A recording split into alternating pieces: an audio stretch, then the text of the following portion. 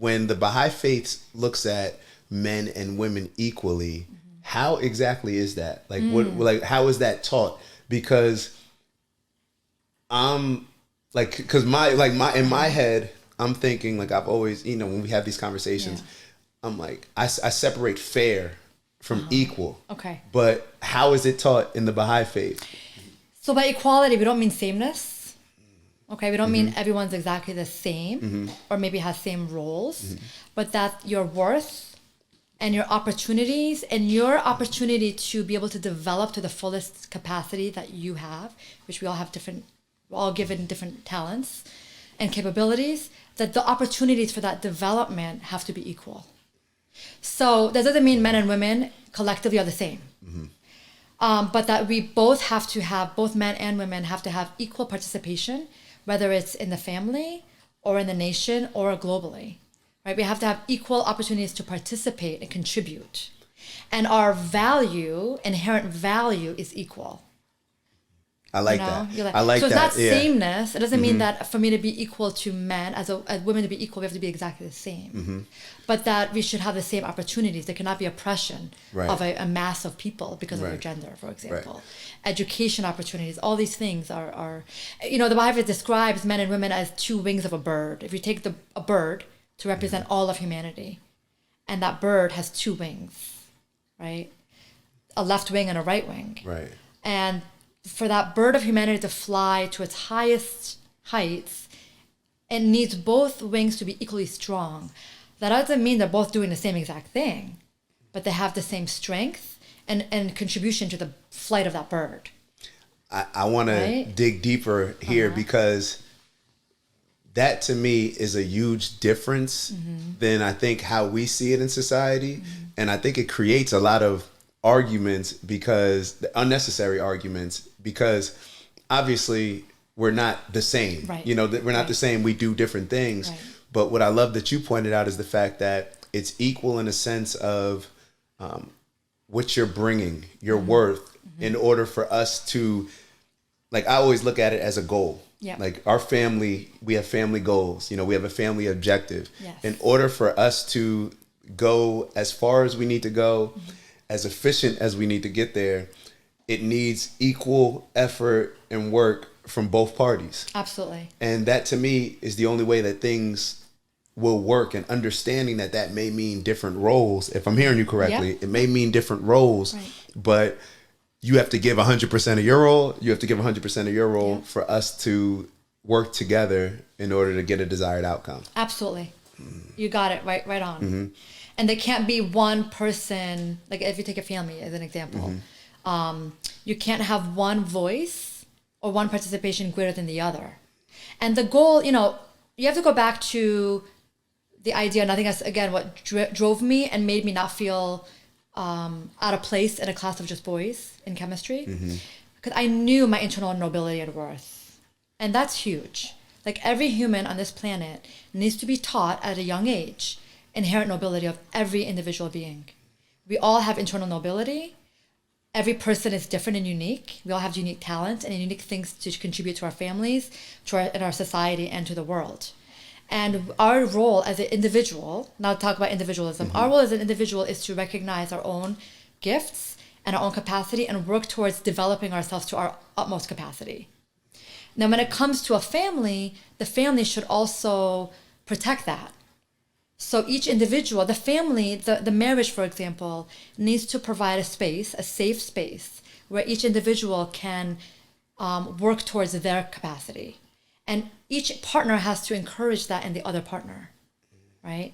But at different times, that doesn't mean each be individuals and not work together. Because again, you're a partnership. So sometimes you have to give up some things. You have to sacrifice some things for that greater entity. But at the same time, the relationship needs to nourish and nurture the development of the partner. So you can't have one person bringing down the other person. That's why dominance doesn't work anymore. Maybe it worked in the past. It doesn't work anymore because you both have to encourage the development of each other. And I think that's something that I struggle with, I think that's something that a lot of us struggle with, because especially like I know I'm the type, I tend to see things black and white. Right. You know, it's either this or it's that. And I realized, even through maybe the biggest example that I realized is with my eating. When I decided to not eat meat, fish, or eggs, I had to just become extreme, where it's just like, I'm just not eating it. Where the hardest thing is where I would like to be now, which is just balancing it. You know, like if I want to limit my meat a little bit, then I find the right balance. But for me, it's just like, no, I'm cutting it off, and that's that.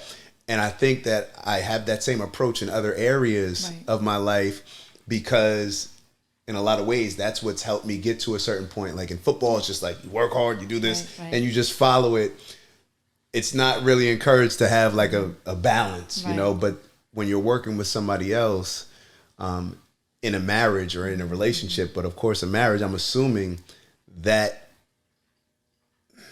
component, that dynamic becomes even more important. The flexibility. Right. You know, it's hard as human beings, you know, we're not, we tend as human beings to think one or the other. We think dichotomously, but reality is that things are not dichotomous. They're on a spectrum, or there is flexibility.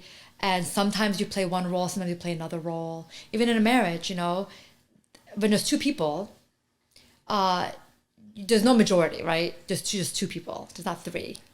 So when you're consulting as a family, for example, as a married couple on an issue or coming up with a decision, sometimes you can't agree. Disagreement is reality, right? So one person has to defer to the other at different times. Sometimes maybe the wife will defer to the husband on a certain issue. And another time, the husband should defer to the wife. That is also part of it. You have to be flexible. You have to have a general guide and a general vision and goal, but then along that path, there has to be flexibility, compromise. So marriage isn't just two individuals doing their own thing in the same household. No. It's two people having that freedom to develop and grow as an individual, but then you're merging those two. I like for that. Something greater and bigger, but in that merging, at different times, you have to sacrifice certain things. You have to give up certain things, or you have to say, you know what, I'm going to defer to my husband on this. And the husband will say, I'm going to, at this point, defer to my wife on this issue or on this specific thing. And that applies to everything, actually. Beyond the family, that applies to greater families. That same concept and those same principles make a town functional, and it makes a city functional and bigger, and that will lead to like a whole humanity being functional. That unity is really, really important. But to get to unity, sometimes people have to give up something. And it's almost like, for whatever reason, sometimes I don't like the word humility, but there needs to be understanding that my way may not be the best way all the time. Or like you said, yes, my partner may defer to me, or my wife or my girlfriend. Sometimes we'll talk about the word partner as well. Sure. But, you know, my significant other may defer to me, and I may have to defer to her in some ways.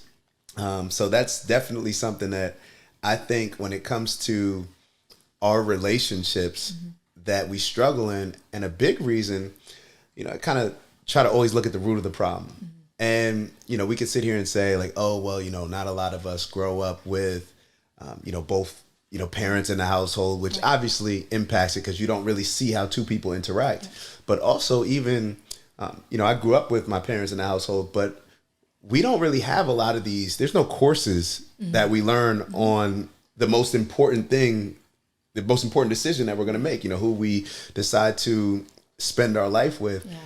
But we'll take courses in math, courses in history, which get very specific. This is how you handle this. But for whatever reason, when it comes to relationships, it's kind of like just throw them in the water and they'll figure out how to swim. And not everybody figures out how to swim.